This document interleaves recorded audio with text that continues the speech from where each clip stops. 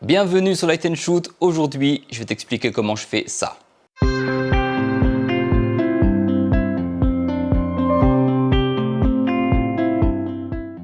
Récemment, j'ai shooté beaucoup de photos avec cet effet-là. Regarde.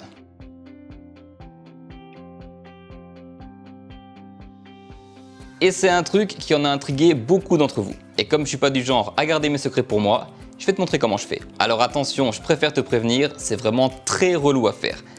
Très relou. Pire que passer une après-midi avec moi.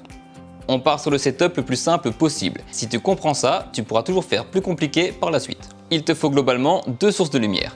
Une qui flash et une source en lumière continue. Moi j'ai utilisé un flash pour flasher, et je sais, je suis un peu un génie. Et un B10 de chez Profoto qui a une lumière continue vraiment énervée. J'ai évidemment désactivé le récepteur de ce flash pour qu'il n'envoie que la lumière continue et qu'il ne déclenche pas avec mon appareil photo. Ça, c'est la base. Pour que cet effet fantomatique marche bien, je me suis rendu compte que c'est vachement plus simple si la lumière continue vient de derrière et que le modèle est un peu de profil. Ensuite, c'est un peu de logique et un peu de technique. Ce qu'il te faut, c'est en quelque sorte deux photos en une. Il n'y a pas de Photoshop, rien. Mais il faut que tu penses cette photo en deux temps. La base, c'est qu'il te faut une photo de ton modèle bien exposée au flash. Pour cet effet, je trouve que ça marche mieux si la lumière principale est concentrée sur le modèle. Donc j'utilise soit un bol beauté, soit une boîte à lumière, mais avec une grille d'abeille. Pour la partie fantomatique colorée, il te faut donc une source colorée. Je mets donc sur l'arrière une source de lumière continue, nue ou avec une grille d'abeille, avec une gélatine. Et pour la prise de vue, c'est toi qui bouges, pas le modèle. Laisse-moi t'expliquer tout ça. Déjà, tu shootes dans le noir, parce que tu vas faire une pause assez longue. Et du coup, faut pas que la lumière ambiante vienne pourrir ta photo. Pense également bien à ne pas activer la lampe pilote du flash qui va flasher, parce que du coup, encore une fois, ça va gâcher l'ambiance de la photo. Tu règles ton appareil sur le mode de flash au second rideau. Ça veut dire que ton flash va se déclencher quand l'exposition se termine. Ton appareil va donc dans un premier temps capturer l'ambiance colorée, et ensuite ton flash fera apparaître le modèle. Je me suis rendu compte que pour que cet effet marche vraiment bien, l'idéal c'est d'être à un quart de seconde. Ici, je suis à f4, un quart de seconde, ISO 100. Donc tu règles ton flash pour que ta photo soit correctement exposée avec ces réglages. La pause longue ne change absolument rien car tu es dans le noir. Ça, on l'a déjà vu ailleurs. Ensuite vient la source continue qui fait tout cet effet. Il faut qu'elle soit bien réglée. Elle doit être assez puissante pour qu'on puisse voir le modèle. Si elle est trop puissante, la partie colorée sera cramée. Si elle n'est pas assez puissante, l'effet ne sera pas visible. Je te conseille même de commencer par ça et de faire un test avec seulement cette source allumée.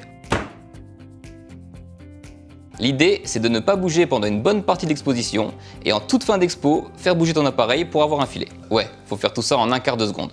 Au début, ça paraît fou, mais quand t'as pris le coup de main, ça roule tout seul. Et tu vas me dire, pourquoi s'emmerder à faire ça ?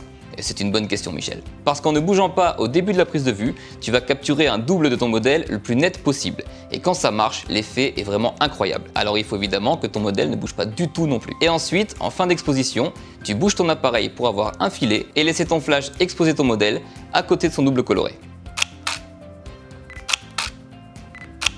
Regarde, ça c'est la source arrière, seule, et ça, c'est les deux. Ça, c'est la base de cette technique. Et c'est un joyeux bordel. N'hésite pas à changer la position de la source en lumière continue pour faire varier l'effet et trouver ce qui te plaît le plus. Regarde.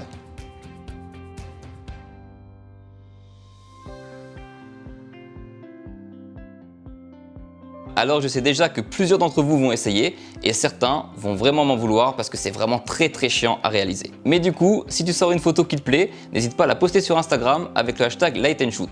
Je passe souvent dessus et je vois souvent des trucs vraiment cool. J'ai d'ailleurs pris une bonne baffe de la part de Sam qui a sorti un truc avec une ambiance incroyable. J'espère que cette vidéo t'a plu, n'hésite pas à t'abonner pour voir les suivantes et je te dis à très bientôt sur Light & Shoot.